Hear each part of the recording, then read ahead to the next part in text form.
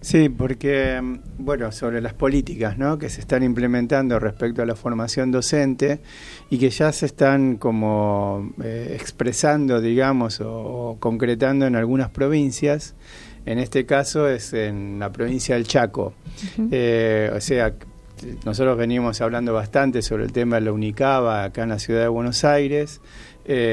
Mencionamos algunas de los sucesos que pasaban en otras provincias y acá tenemos la posibilidad de contactar, digamos, a alguien, a un legislador de la legislatura del Chaco, donde se sancionó una ley chaqueña para la formación docente, y la verdad que a mí, por lo menos, cuando me enteré, me resultó muy interesante saber de qué se trata la ley y saber cuál es la opinión desde el punto de vista del sistema chaqueño en relación a lo que nosotros podemos ya afirmar que es una política nacional dirigida a la reorganización de la formación docente, ¿no? Bien, y para eso invitaste a Héctor Daniel Trabalón. Buenos días, ¿cómo estás, Daniel?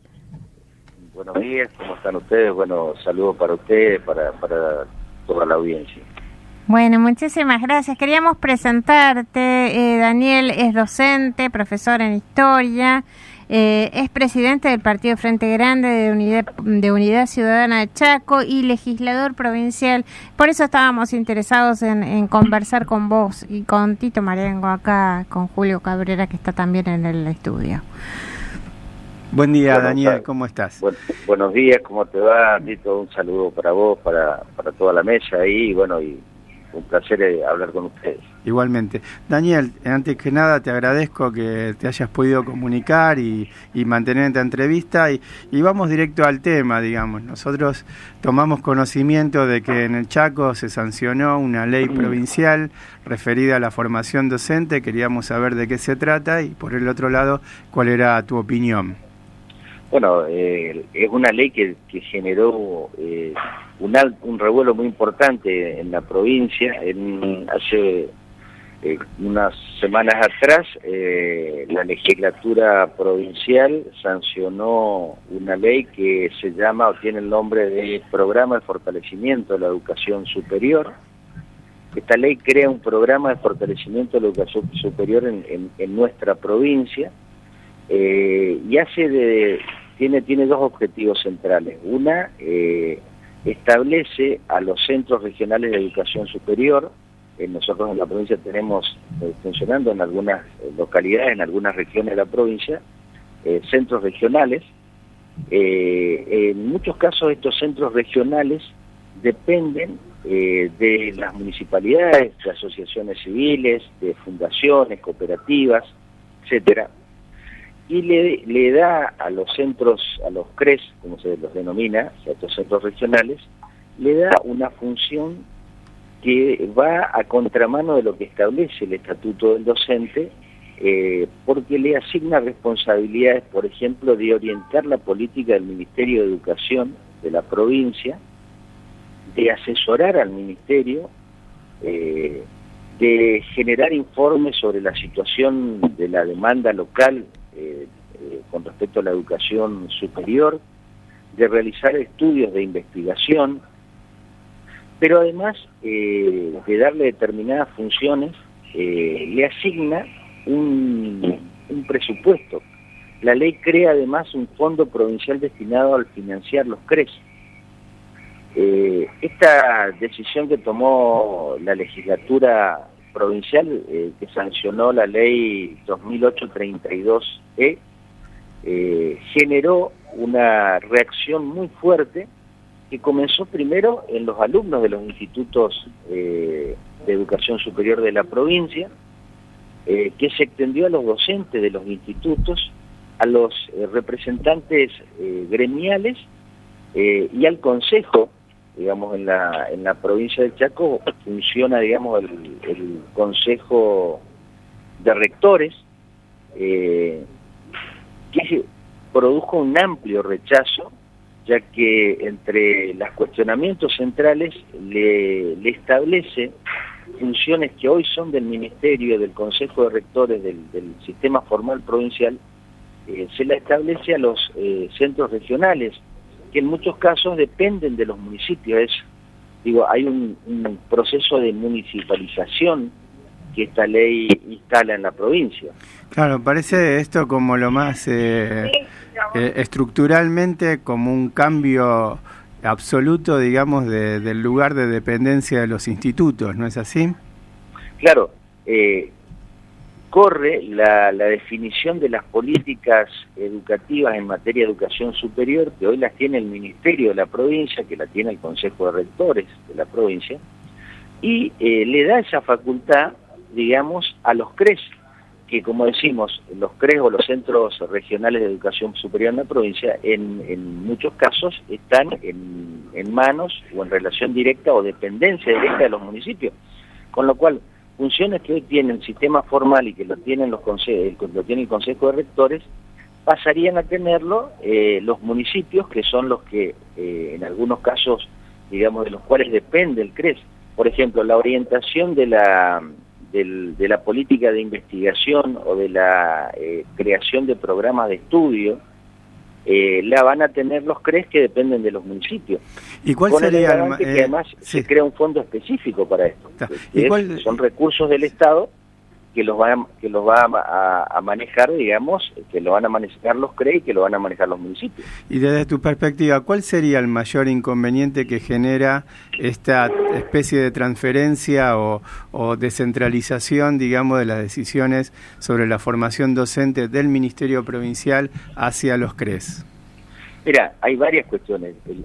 Lo primero es que esta ley avanzó y se sancionó por una directiva del Ministerio de Educación. Es decir, el sustento que tuvo la legislatura para avanzar fue un pedido de informe que se hace al Ministerio, que el Ministerio de Educación de la provincia contesta favorablemente, inclusive le incorpora algunas propuestas a la ley, pero que no tuvo ningún proceso de debate. O sea, no hubo consulta a los estudiantes, a los docentes, a los gremios, al Consejo de Rectores de la provincia. Es decir, es una ley que surge sin ningún tipo de consulta.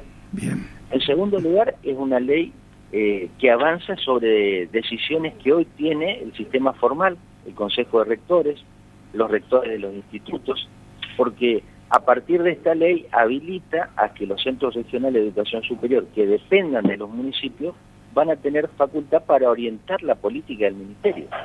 Cuando el que define y orienta la política educativa a nivel superior debería ser el ministerio, bueno, acá corre el eje y le da esa facultad a los municipios, lo cual va a contramano de lo que establece nuestro estatuto del docente. Es decir, es uno de los hechos más graves, porque es uno de los puntos donde generó mucha reacción. El Consejo de Rectores de la provincia se expresó rechazando la ley, pidiendo el veto. La dirigencia gremial, digamos, en la provincia se constituyó el Frente Educativo Gremial, donde están los gremios docentes más importantes de la provincia, reaccionaron y pidieron al gobernador que vete la ley, pero digo, el origen de todo este rechazo lo iniciaron los estudiantes de los institutos de educación superior, que ven que además desde los municipios se va a orientar la carrera y la formación docente, y esto inclusive podría habilitar hasta la designación de docente en esos institutos, ¿no? Sí, está claro, o sea, parecería como que ya la habilitación para la docencia pasaría incluso a estar en manos de los municipios en lugar de la propia provincia, que a su vez tiene responsabilidades con respecto a su participación en la nación, por lo que entiendo, ¿no? Totalmente.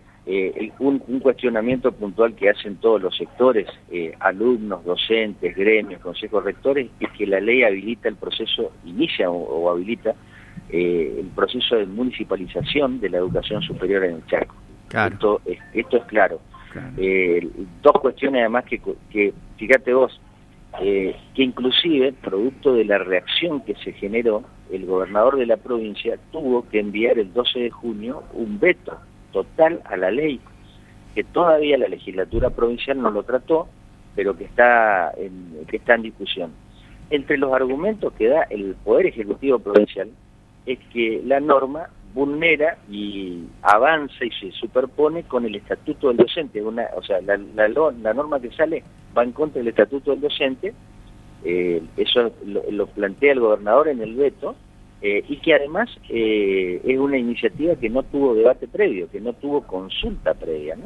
O sea que está en proceso de tratarse el veto por parte del gobernador, y por lo que vos infiero de lo que estás diciendo, también hay bastante movilización dentro de lo que sería la acción sindical y la acción de los estudiantes, ¿no es así? Sí, hubo una movilización muy fuerte la semana pasada, donde estudiantes de los institutos terciarios de distintos lugares de la provincia, docentes y representantes gremiales, fueron a la Casa de Gobierno, se movilizaron y expresaron el rechazo a la ley y pidieron que en forma inmediata se vete la ley, y fueron a la legislatura. Nosotros claramente rechazamos esta ley, creemos que el camino más rápido y correcto debería ser aceptar el veto total por parte de la legislatura. Claro. Compartimos la preocupación de que se avance en un intento de municipalizar la educación superior en el Chaco, que se vulneren el Estatuto del Docente y que se avance con legislación que no tenga un debate claro, que contenga claro, los intereses de los estudiantes, claro, de los docentes, de los representantes gremiales y de la comunidad. Es decir, esto es lo otro preocupante, ¿no? Nosotros también hacemos hincapié en que no puede, menos en este momento, haber un proceso de sanción de leyes destinadas al sistema educativo que no se generen a partir de un debate, cuando además en la provincia del Chaco hay un conflicto salarial muy fuerte. El gobernador cerró las paritarias por un decreto estableciendo que en el Chaco el aumento a los docentes del 10% en cuotas. Bien.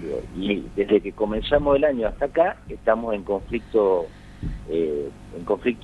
gremial, con el agravante de que además nosotros venimos reclamando que se cumpla, digamos, con la ley de infraestructura escolar, que se desfinanció el sistema educativo de la provincia.